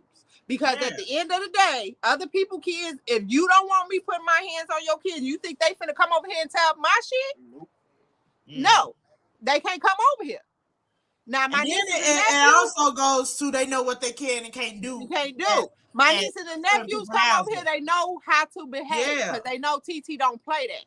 And when my kids come over your house, they know how to behave because they know you don't play that with them. So at the end of the day, yes, we have that dynamic of a village raise a child for real. If they come over your house, whoop they. If I they act haven't up. seen Auntie Ebony get mad at me until I crashed the car that day. Oh, remember when Javari's crashed her car? I told the police to lock the door. Auntie Ebony was trying to be the cool auntie. And gave that boy. How about I didn't crash it though. How about he wanted to drive my car? I didn't crash it though. They hit me. That's what being the cool I convinced him to drive Ebony car. No lie. When I see when he crashed and I see Ebony car wrapped around that tree, I was walking there. I had my hands. I was like, oh my god. I was walking. Oh my god. We can't hear you, Ebony. You muted. Javarius told the police officer, lock the door, lock the door. When I got over to I told the officer, I said, open this door. Javarius I told the officer, open the door. You can open the door. Javarius looked like he was about to see death. Okay. Baby. And he wasn't even gone, what? 10, 20 minutes? He wasn't gone that long. 10, 20 minutes, it was over with. Hit me was in a stolen truck. So but y'all, you was supposed to have went somewhere and came right back. You ended up going to get somebody or doing something else before coming right back. Okay, listen. Okay, I did. I said I was going to my homie house, which is right up the street. I did go there. And then I ended up going around. I was finna come back home. But I went the long way. And the people was in a stolen truck and they seen the police. And as I'm coming down the street, they end up turning and bumping me off the road. The way that y'all was blessed to survive. I told Ebony, do not get that boy your car. Oh, he fine. He just going up the street. He He just wanted wanted mans. I to said no. It wasn't meant for you to have. He wanted After that, I mans. stopped I being said a no, cool auntie baby. with my cars, though. Until this day, Ebony is skeptical about anybody driving any of her her cars. I ain't taught another person how to drive. You own car you want to drive, not mine. It always take that one person to mess it up for everybody. That was it. That was it. I don't give a damn if I watch you. I don't give a damn if you finna go pull my car out the parking spot to put it straight from being crooked. Nope. Nope. That was it for me. Oh my It God. wasn't my fault. I was without a car for like 3 months. Girl, I know how it is being without a car. My car not working. So right do I. yet. Shit. Everybody know that. And that's the thing that we was talking about with y'all. Y'all don't know the behind the scenes of the impact of stuff that we shield y'all from. Yeah. Transportation, coming up with money or whatever for transportation, not only to get us back and forth to work to take care of y'all, but to get y'all around to where y'all need to be or whatever. Yeah. Y'all don't see them silent prayers that we doing like, God, It's please a lot. or you know, help me get over this hump. And what I say, mamas, babies, daddies, maybes, daddies come and go. They can come and leave when they want to. We still have the burden, and I'm not calling y'all burden, but of taking care of a household to make sure y'all okay. We still have the responsibility of making So sure. Responsibility. Yeah. I'm gonna change that. The responsibility, because simple fact is, it takes a lot to run a household. You have to pay. Sometimes the bills don't even make what you make. So sometimes you have to figure stuff out. You know, it's As hard out here. parents, we do our best to let y'all grow up and to have a great childhood, young teenager, young adulthood, until y'all able to really get out there on your own. We shield y'all from, you know, those blows that we get. We take the blows. We're the punching bags of maintaining a household with children. We try to make it better and easier. Let y'all know. See, look at what we do. And you like, I figured like. Oh, but it's coming. It's coming. I figure like, and this is what I said. They're gonna like, sit back. My mama struggled and she did this, she did this. Let me do this. It's coming, and they gonna sit back when they in their own household, and they gonna be like, well, my mama wouldn't lie. It's coming. That real world is finna knock the wind out of y'all. What we're doing as y'all parent is trying to help ease some of that blowback, teaching y'all stuff to help navigate through those hard situations. But it's coming. It's hard. And I'm gonna be honest with y'all. When it do come and y'all come and say what happened, this, that, third, I'm gonna laugh a little bit. I'm gonna be honest. Because, look, we tried to tell you. Life is adulting. Adulting is not fun, and it's even harder for young Black men. I see that now. Yeah, adulting is not fun, and it's not. Adulting is bill paying, and if you have kids, this is why I tell y'all: make sure when you have children, you're ready for them kids, because that's an extra. And that's the thing. And you also want to have children by a woman who not gonna put you through hell if y'all are not together. Cause guess what? They throw your ass on child support. It's over with. It's not even that. So it's not even the child support. It's even like just the whole demeanor of you not allowing them to see the kid if they upset or angry, or just doing something spiteful because they no longer in it. It's so many different factors that can play into that if y'all were to take that route with someone, have a child, and then y'all not no longer together or whatever. So it's a lot of stuff. All women in this generation is like that. You said what? All women in this generation is like that. It's like what? Like what? They get mad. Oh, you can't see your son. Is that woo woo? Did I ever do that to you? I mean, we ain't got no kids together. I already told you. DJ, damn my soul. Oh, you got kids? How you know? I remember when she left you on the doorstep one day. I sure did. Left his ass right in the car seat on the doorstep. I was in the car that night. Shit. I'm not finna do this shit by myself again. Here you go. I showed in the fuck did. Pulled right up to his mama house. Fat baby was in his car seat. I fucking set the car seat at the front door and rang the doorbell and motherfucker got back in my car. Goddamn right I did. Did you even wait to see if they opened the door? Somebody was there. Somebody was always at the house. Then he come calling me, talking about, so you just gonna drop him off at my mama? Yep. Nigga, fuck you in. Yeah. But how you, wait a minute. Let's get back to what you talk about. He ain't lying though. I have a friend. Is the sun sitting over there or something? I'm trying to see if he trying to tell me something on the slide. I've Cause never he tried like to girls. I've never tried bet to he ain't got no my baby. boy from nobody. He ain't got no baby You're not nowhere. gonna be a bad person to be around. I think that a lot of people have the misconception of some people keep their kids away to protect their children. Yeah. You know what I'm saying? Some people, when some of these fathers come back into their children's life, they're quick to blame it on the mother when they were a half-ass father who didn't want to be there, who didn't fight to keep their kids or to stay in their kids' life, or who didn't want to be a positive influence in their kids' life. So the mother did what she knew was best, which was like, I'm not gonna have my kid around there. My kid is not gonna grow up being hurt by you. Mm-hmm. You know, so I could say for my ex, she kept her kids away for a good reason too, cause she felt like her baby dad, he didn't like his daughter. He didn't believe that his daughter was his, and your daughter looked just like you. You feel me? So she kept him away from him, and he can't see them now. It's our job to protect our children. It's our job to protect our kids from harm's way, in all of that. And sometimes fathers don't understand. Now, it is some good fathers out there. It is some amazing fathers out there who just have some really bitter, butthurt baby mothers that just don't want them being a part of their kids' lives. You know, you have that's fathers out there who don't. I don't want y'all being deadbeats. When y'all decide to have kids, I want y'all to be financially stable to take care of your kids and spend time with your kids and do the things you need to do with your children. Not just drop them off to me. You know what I'm saying? That's not the plan. What I'm saying. Somebody told me he dropping them clean off. No. I'm back in an hour or so. That never happens.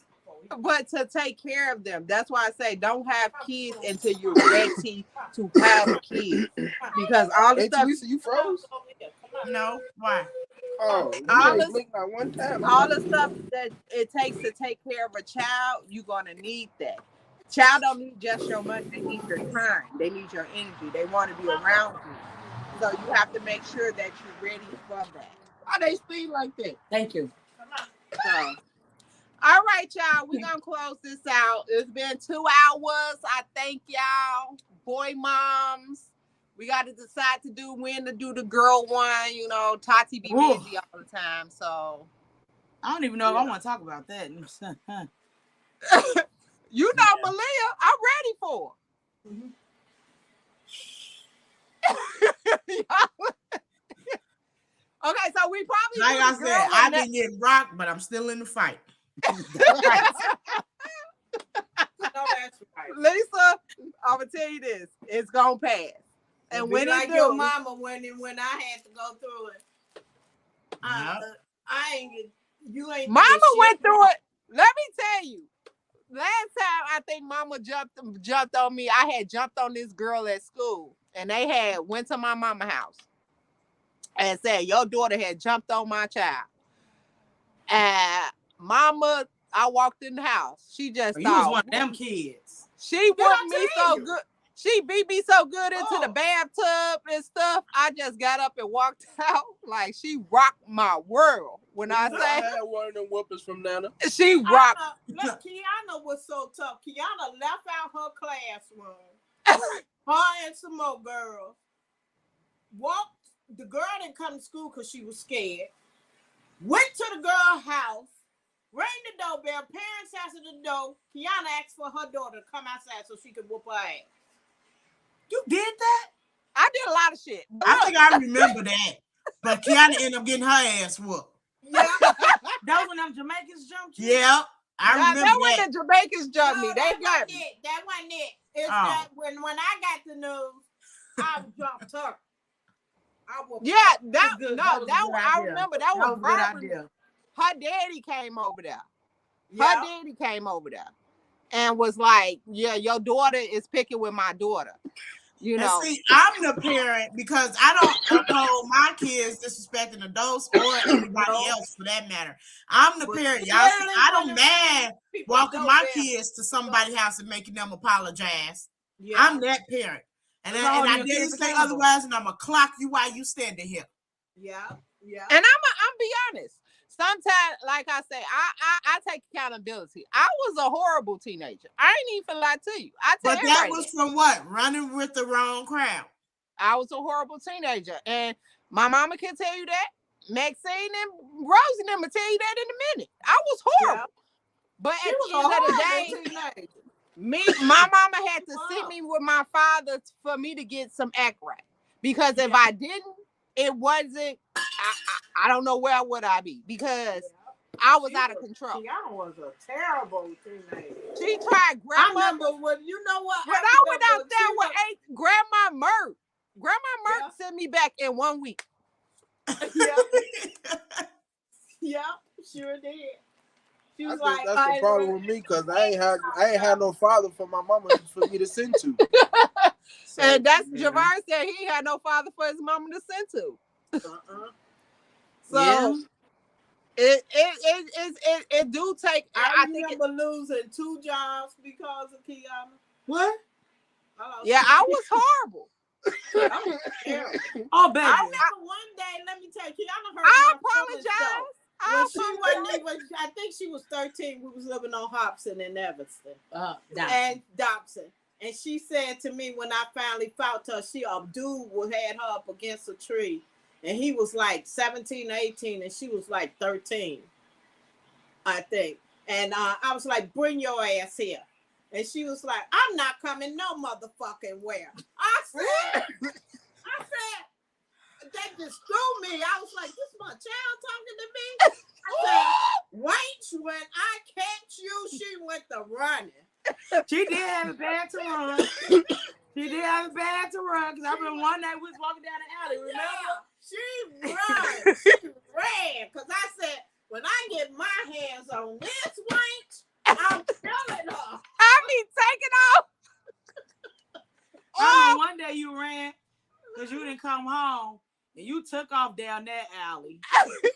All the time when Effie was with me and her she got hit by the car. I got hit by a car.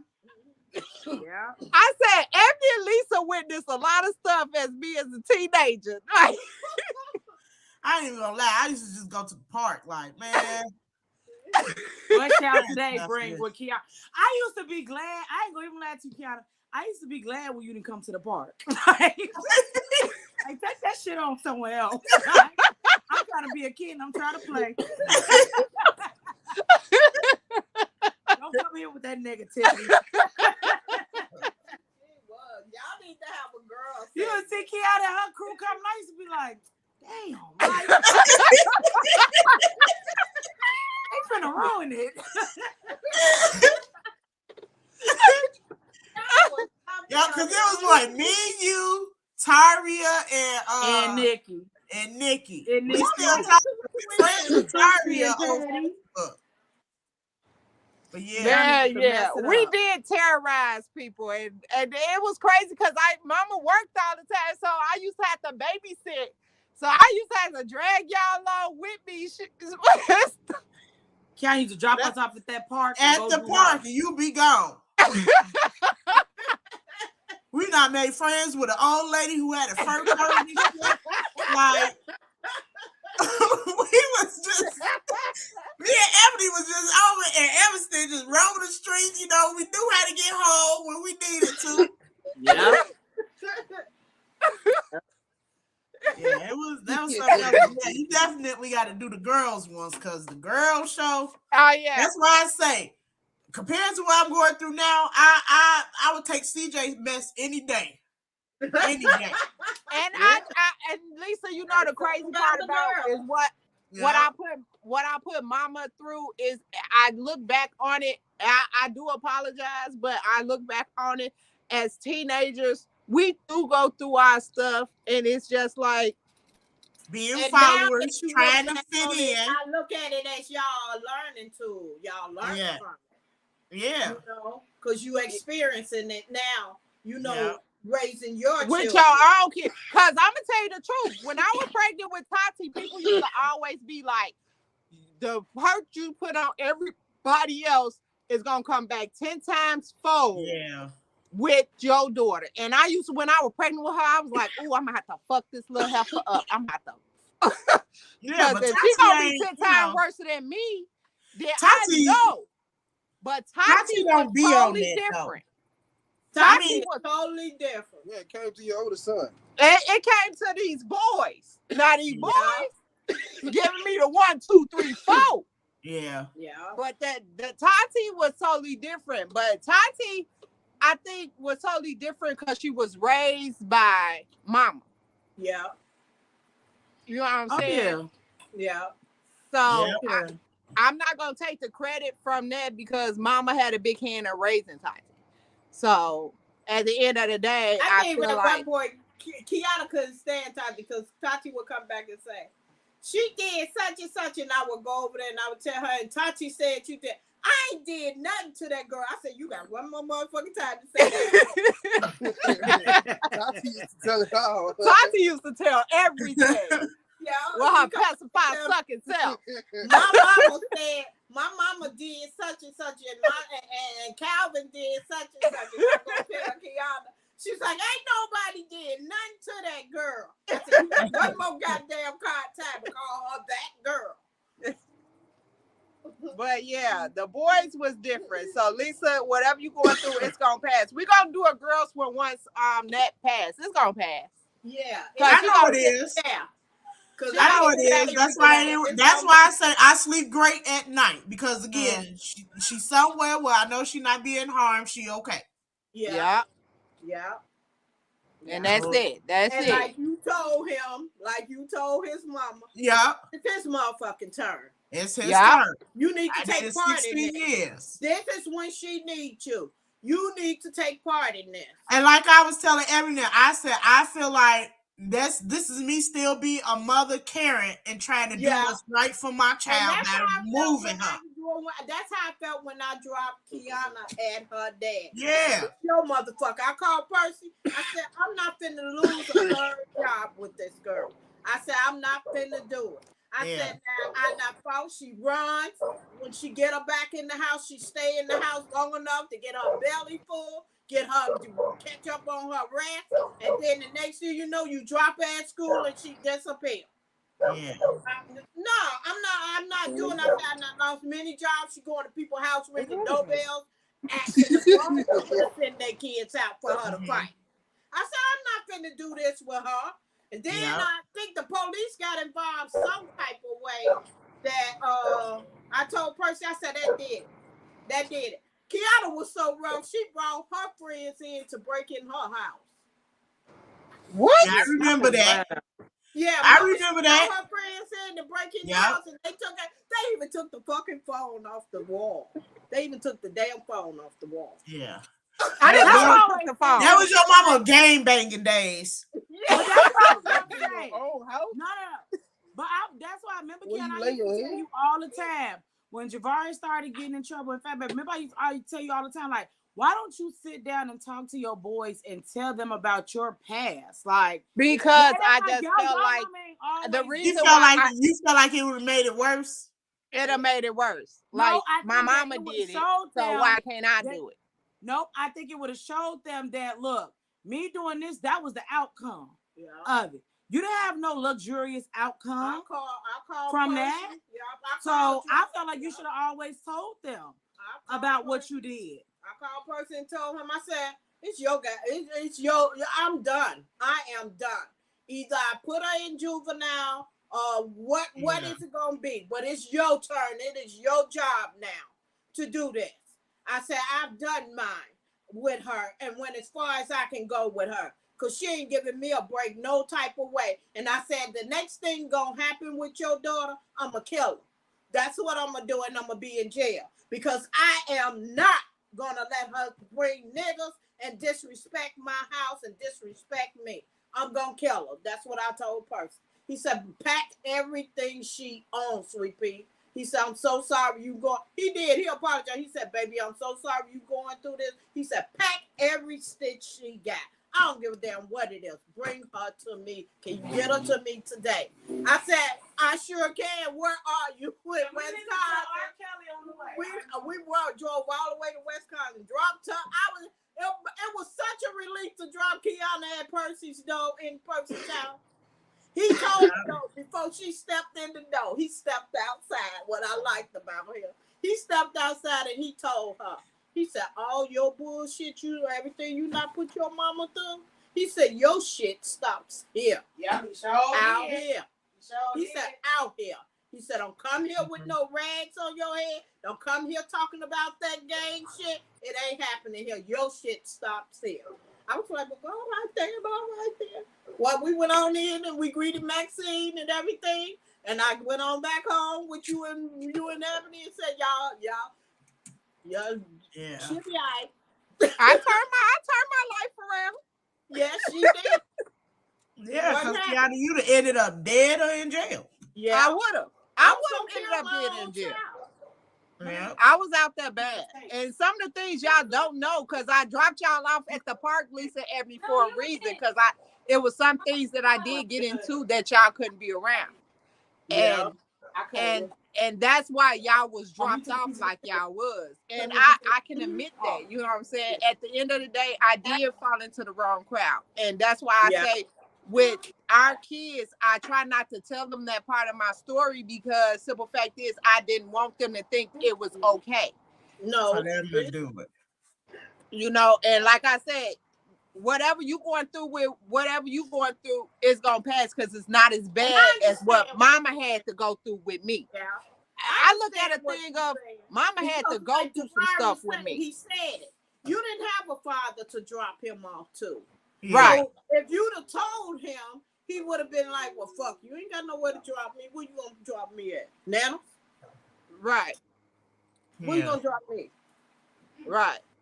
And Fat Baby just thought he ran the world. He still think that. I told with them. Fat Baby don't do that with our side of the family, though. Fat Baby is a totally different person around us. Yeah. I said, he don't care about what? My Fat Baby? No, he didn't. What? She was like, You be shocked when you hear they be talking about Fat Baby. I be like, what? Because he don't do that over here. At all. But yeah, we gotta go. It's 2 hours, so. Oh, okay. Well, all right. I love y'all. Thank y'all for tuning in. Thank y'all. Love y'all. See y'all later. Wait, so are y'all cooking for Thanksgiving or something? I'm gonna cook something small here for them. I might go to Arizona, but I'm coming for Christmas because Mama said we might do a cabin. I'll be back. Because I remember, Lisa, I said I wanted to be there for your birthday. Oh, okay. Because remember, I said I always come for Ebony's birthday, but I never be there for yours. So I think we should do another cabin. That was fun. Well, we gotta start playing that now. Yeah. Everybody pay, each family pay like we did before. It's October. We gotta book that now. Yeah. I think I'm gonna go on. Well, somebody needs to look into Christmas. So somebody cabin where? Because Christmas fall on a Saturday and Christmas Eve on Saturday and Christmas on a Sunday. I'm off 2 weeks from, and I'm gonna take off the 22nd all the way through New Year's. But I can take more than that off. So we came home. We can celebrate Lisa's birthday and Christmas at a cabin. So y'all look into that. Yeah. Yeah. All right. Yeah, and we just split it like we split it through all the families like we did before. Right, because I missed the last cabin trip. Or do y'all just want? Y'all, don't y'all want to have this conversation off the air? Oh, yeah. Yeah. All right. Love y'all. Thank y'all for tuning in to another episode of Talking Cheap with Kianna J. I love y'all. See y'all next week. Sunday. Time has changed. If nobody told you today, I'm going to tell you, I love you. Bye. Bye.